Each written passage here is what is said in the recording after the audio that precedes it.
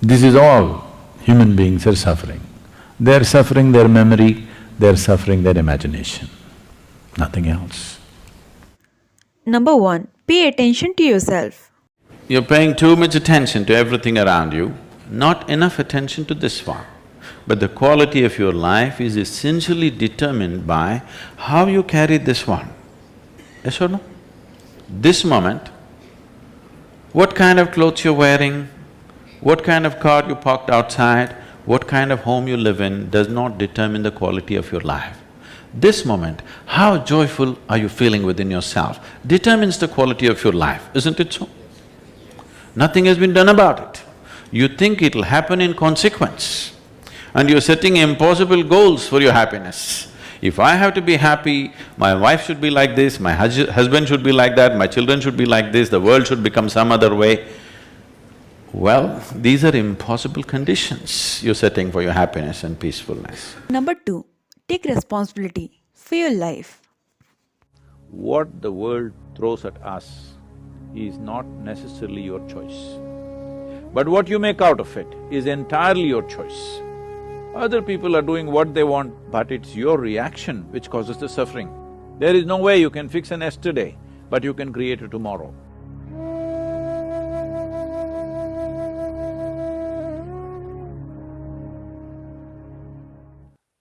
See, everybody is finding a certain excuse for their own miseries. So, my parents were like this, so I am like this. Well, this is unfixable because we can't change your parents now, all right? Hello? Can we change them now? So, you need to understand this, especially if you have gone through tough situations in life or horrible situations in life, let's say. Is it not important that you become wiser sooner than other people? Sooner than other people who've grown up in comfort, who do not know what it is to see those things? Is it not very important that you should become wiser? No, instead you choose that you also become miserable because they were miserable people. So let us understand this much. You have an intelligence to recognize that they are living badly. How come you don't have an intelligence to recognize you are living badly right now? And you don't even have the fundamental integrity to see, if I am living badly, it is me who is making this. Because there may be situations and situations. For every one of us there are situations. In fact, the more you try to do in the world, the more and more many ugly situations you will have to face, whether you like it or you don't like it, okay? Now, because you face ugly situations, will you also become ugly, or you will use this as manure to blossom into a wonderful flower? This is a choice that you have. So everything that hurts us, everything that in some way is negative in a given situation, whether you will become wise or you will become wounded is your choice. Do not look for ideal situations because there is no such place. There is no such place. Wherever you go, there will be something happening that you think is negative. Whether it's negative or not, I don't want to make a judgment. But in a given place, you think there is negative. A whole lot of people who have applied to get into your institution like ISB, they are all thinking, if I enter ISB, it is like heaven. But I'm sure there are many people in your institution who think this is the most horrible place, full of politics, full of nonsense, full of this. Aren't there such people? Hello? I'm sure they are there, you don't become one of them. Because in every place there are issues, all right? Where there are two people, there is an issue. How we conduct these issues depends on, are we in a state of conscious response to these issues, or are we in some compulsive reaction to these issues? This determines how we conduct ourselves. This has become a syndrome all over the world because they've all read a little bit of Freud, little bit of Maslow, little bit of all this European psychiatric stuff, and everybody is a psychiatrist. Because my parents were like this, I am like this. Come on, huh? Where is your intelligence? If your parents were like this, you must take a vow, you will never ever be like that. Hello? Yes or no? If your parents lived so badly, if it is true, I don't even know whether they lived badly or not. This is her perception of it, all right? We do not know how they lived, but going by her words, assuming it is true, if they lived badly, is it not your business to see never ever you commit such mistakes as they're committing in their lives? Is this not what human intelligence capable of? Or human intelligence is like, they study rats and make all kinds of conclusions about human beings today. Whole lot of experiments about human beings are on rodents. Be looking at the behavior of the rodents, people say, oh, human beings like this, like this. Is it not a sad story, being the most evolved creature on this planet? I want you to understand, for you to come to this level of intelligence, it's taken millions of years of work, of evolution, to get you here, to the peak of evolution on this planet. So being the peak of evolution, are we displaying that we are the top of the world? Are we? No, we want to sit on somebody else's head and think top of the world. No, we are already top of the world as human beings, isn't it so? But look at the way we are behaving, all the time complaining about something or the other. Let us understand this. What the world throws at us is not necessarily your choice. But what you make out of it is entirely your choice. Yes? What you make out of it is entirely your choice. Your experience of life, this much you must come to every one of you young people, if you want your potential to open up in the world, one important thing that you must fix in your life is your experience of life, either peacefulness or agitation, either joy or misery, blissfulness or suffering, whatever it is, your experience is entirely made by you. Other people are doing what they want, their drama they're conducting. It is your reaction to that which is causing these experiences to you. Right now, if I abuse you, I won't, I'm just telling you, Mrudu. Suppose I abuse you, the abuse is in my mouth. It is not a bullet, it doesn't come and hit you, but it's your reaction which causes the suffering, isn't it? Suppose I abuse you nicely in Tamil language or Telugu or Kannada, this guy will understand that's a problem. But if I abuse you in a language that you don't understand, with a smile on my face, you will think I'm saying sweet things to you, isn't it? And you'll respond nicely to me. So I'm telling you, your experience of what is happening with you right now is 100% determined by you. Human experience happens from within, not from outside. Outside influences are there. How far we allow them to affect us, unless they're physical situations. You're in a war zone, somebody is shooting at you, that's a different matter, all right? That needs to be dealt with in a different way. Even there, a conscious response will give you better chance of survival than wild reactions. So, the privilege of being human being is this, that we have an intelligence to determine what should be our experience of life. Other creatures are in a natural, instinctive, compulsive reaction. We are supposed to be above that. But most human beings are trying to disprove this, and they are also in a compulsive state of reaction. And above all, parents. Well, they are living the way they know best, isn't it? If they knew any better, they would have done better. They're doing their best. They gave you enough food and education and nonsense, whatever you needed, and brought you up to this level. Now don't keep on looking at the rear view mirror forever. They brought you up, you've grown up into an adult, you survived, all right? Many children die early on, parents not being able to provide. A whole lot of millions of children die in the world because parents are not able to provide for the children that they give birth to. They brought you up, you've grown up, you are in the rear view mirror. Please, leave the rear view mirror and look ahead because you can't fix your past. There is no way you can fix an yesterday, but you can create a tomorrow. Let's make that happen. Number 3. Don't take your thoughts too seriously. Perform, we all pride ourselves on thinking human beings. This is a tough pill to swallow. Thinking is just recycling of the data that you already gathered.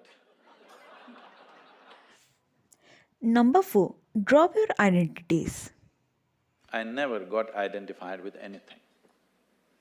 Either the family, or the culture, or the religion, or the society, or various other things happening around you, including your parentage, your siblings.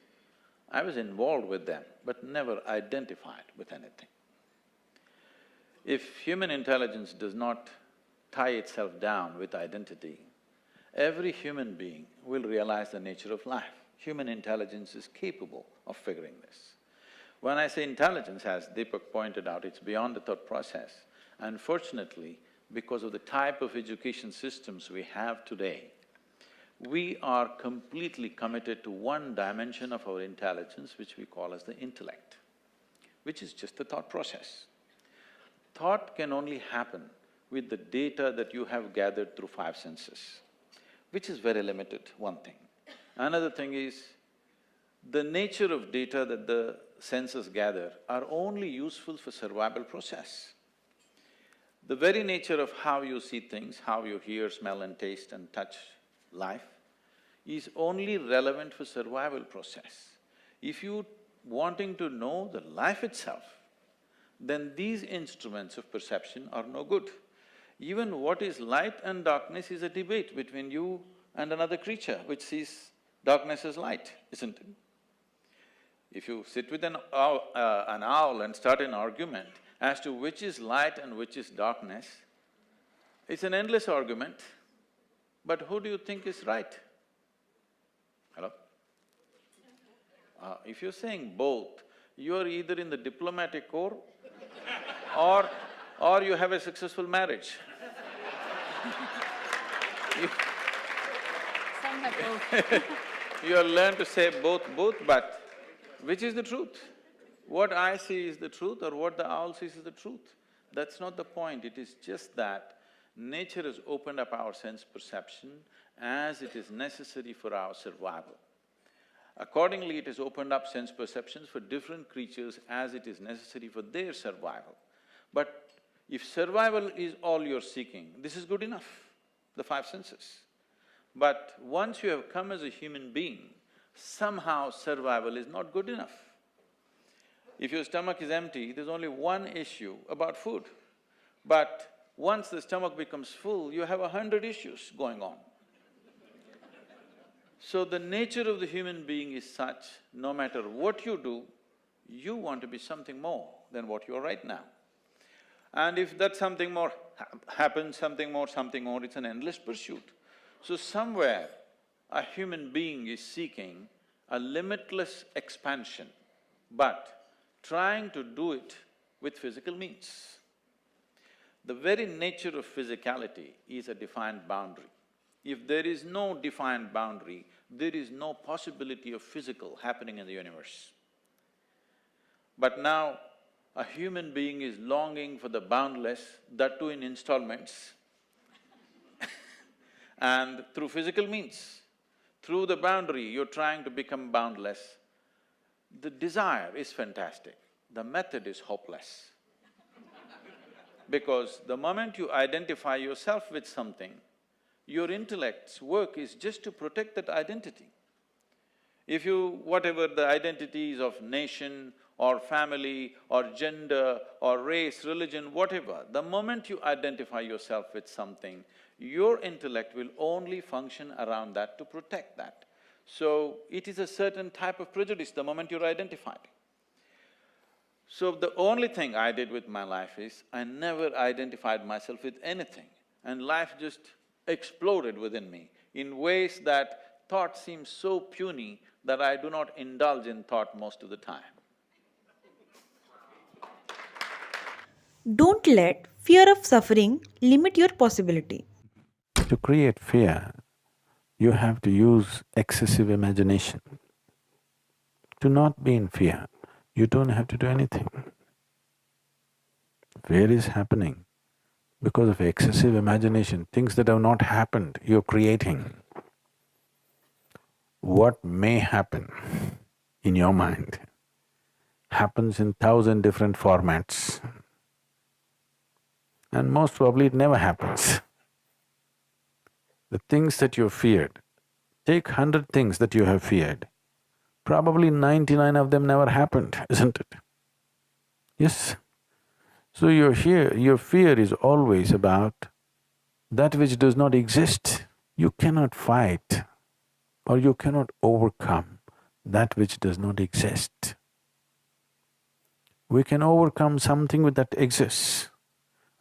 You cannot overcome that which does not exist. You just have to give up that effort. Enjoy the fear. After all, it's your making. You like horror movies. Yes, you're saying no, but you're producing them. It's just they're not making money, that's all. Fear means you're producing horror movies in your mind. Nobody else is willing to watch. That's bad for the producer. But you're producing them. So, you produce something else. Produce a comedy, a love story, suspense, thriller. Try and see today.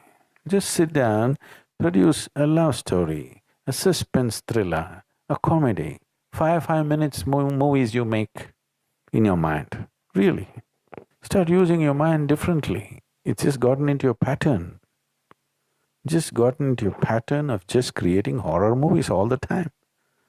You have watched enough horror movies, they're boring. Create something else. Even it's not that if you produce these movies, those things will happen in your life. Still they may not happen, at least you enjoy the movie. In reality it may not happen, so what?